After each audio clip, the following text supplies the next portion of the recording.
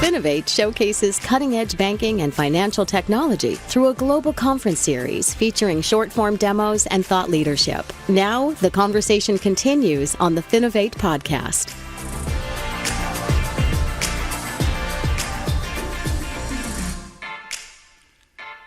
Thanks for tuning in to the Finovate podcast. This is Greg Palmer.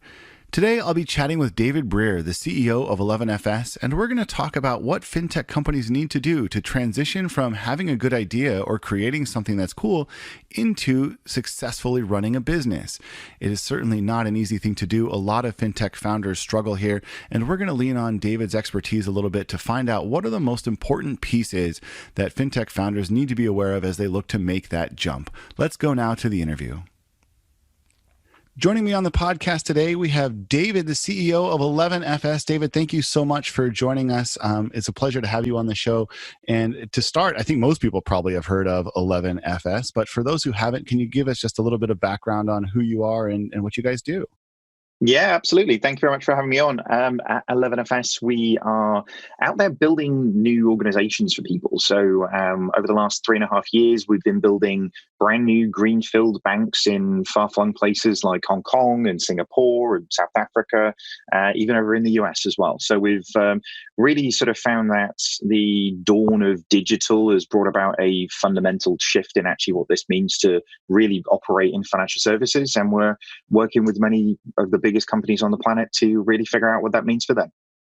Great. No, a lot to look into there. And if you haven't, I would encourage you to do some digging. But what we're going to talk about today is this crucial piece of transitioning a fintech startup from kind of having an idea and turning it into a viable business. There are a lot of pitfalls there. And David, I'm sure you've seen this as well, that it's not as easy as just having a good idea. There's certain things you have to do to turn it into something which investors will be attracted to, which other companies enjoy doing business with. So, as a start, what do you think is the first step companies need to take as they want to kind of make that transition from having a good idea into actually creating a business around it?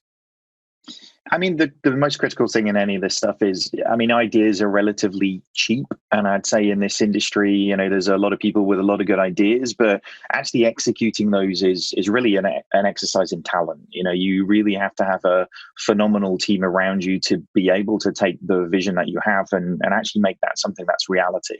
So I think the first thing I always kind of say to anybody who's got a good idea is like, great, how can you go out and get a co-founder? Can you go out and get the sort of backing to make sure that actually it's not just your idea, but it's a collective of people that you really believe can actually put this thing into the market? Yeah, absolutely. And one of the things that I've certainly noticed about this is that it can be difficult for people to really look at themselves and think, what are the holes in my own repertoire? Where do I need somebody else who can come in and do certain things that I can't do? That level of introspection is not always comfortable for people. But if you can find people who complement your skill set, who add something different to your team, from my perspective anyway, it seems like it makes a really big difference in how successful you ultimately end up being. Yeah, I'd say, self-awareness is not something many people are really deeply good at. And actually, I think there's a certain sort of bravado that comes with entrepreneurialism that actually, the sort of fixation with being brilliant at everything, and actually, if I'm honest with you, I think the whole sort of entrepreneurial landscape is so heavily skewed by sort of visions of Steve Jobs and Elon Musk and all of these different people. But I honestly think the reality of being a sort of a business person is, if you can't have that self-awareness, if you can't really understand what you're great at and what you're terrible at, then actually you don't know what the gaps are to fill. And if you don't, and actually that comes back at you in 2 or 3 years' time when the company's scaling, it's going to be a lot harder to do something to that. So yeah, self-awareness and actually really getting to grips with what you're really, really good at is probably the greatest step to take at the beginning. Yeah, no, certainly agreed on the bravado piece. I don't know why the industry sort of encourages that, but it absolutely does. And this gets to kind of the next piece that I wanted to talk about. Creating the proper company culture is really important as well as you look to scale up. What advice do you have for companies who are starting out and trying to figure out what kind of culture they want and how they should go about creating that culture?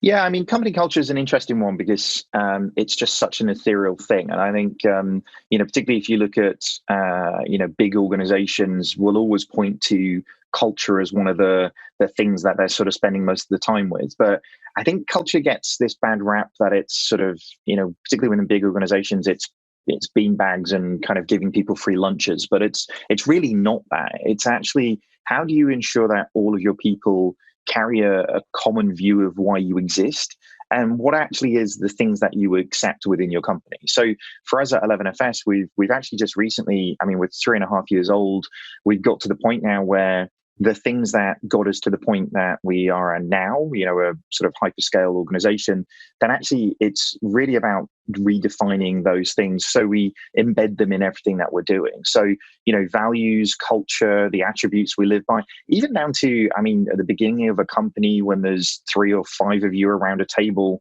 how you establish communication rhythm and operating capability is relatively straightforward because you're all there and it's all easy. But when you're 150 or 200 people, the dynamic of those things fundamentally shifts. So I think it comes back to, again, that self-awareness, though, is when you're building a company, the first year is all about survival. If you're lucky to get beyond that point, and many startups, many organizations are not, then actually you start to get into really what are the things that we need to create to make this a sustainable endeavor. Because you personally, as the CEO or the founder, being the only person who carries that vision, carries that passion, is not the way to make it a sustainable endeavor in terms of the things that you're doing. And definitely from a VC's perspective, is not going to be the thing that they would want to see. It's just too much risk unless you actually can deliver these things. The other thing I'd say about culture, go on. It sounds way easier to just go buy some beanbags. I think that's I'm going to start there. It would be if that was effective, but I think the problem with that, it's very similar to, in the financial services space, what we've sort of seen with how people have, emulated Apple stores for branches. I think often people emulate the signs of success rather than the things that made them successful in the first place. So, for me, culture isn't a project. It's not a thing that you tick off a list. It's, for me as the CEO of 11FS, it's probably 30 or 40% of my time. I fundamentally believe talent and culture are the only two things that really matter in the company. And if you nail those two things, revenue and branding and impact, all of that stuff comes off the basis of focusing on those two things for me. That's great. And I think you're spot on that so many people look at what the indicators, what happens after a company is successful, and think, I want to try and emulate that. You can, look at a professional athlete and think, oh, he's drinking that drink, so I should drink that drink too.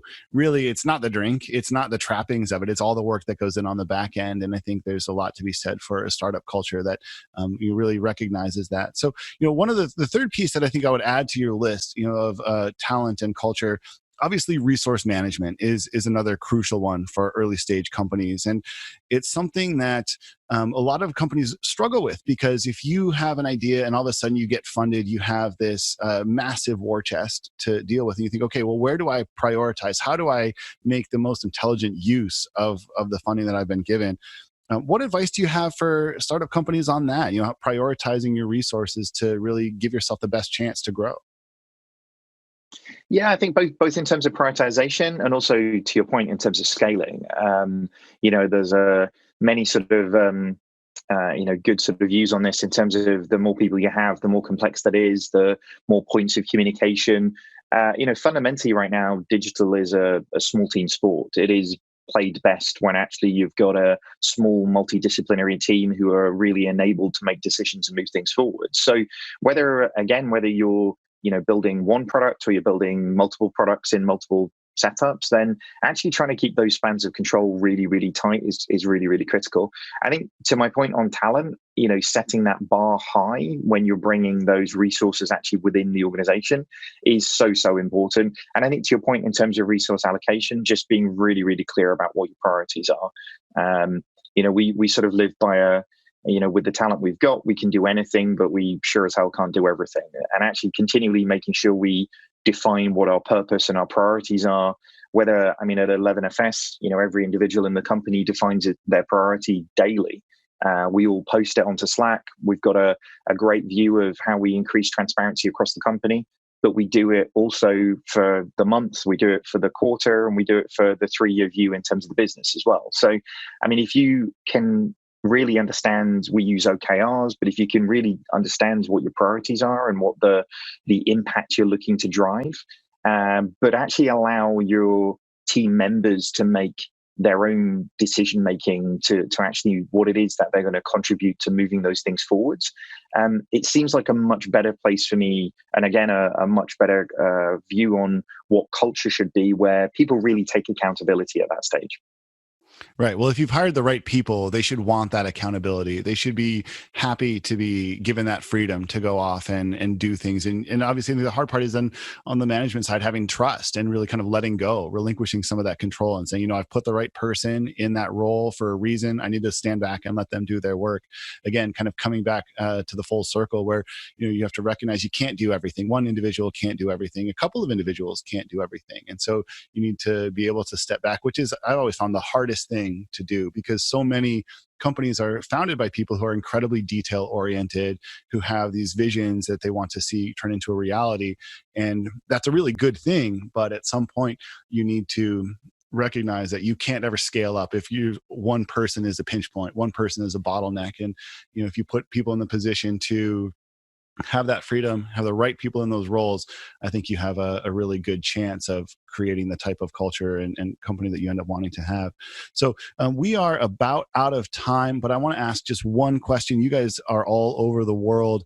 And so just a quick 20-second answer here. But if you were talking to a fintech company about where in the world is the most attractive place for a fintech startup to go, where would you recommend to them? A specific continent, a specific city, or a specific series of things to look for as they think, where regionally they should be doing business? I think for me, I think the UK is probably the easiest and probably the best place to start from a fintech perspective right now. It's predominantly, the answer for that is because of the regulatory environment. I think the work that the FCA and the Bank of England have done within the UK actually is so startup friendly.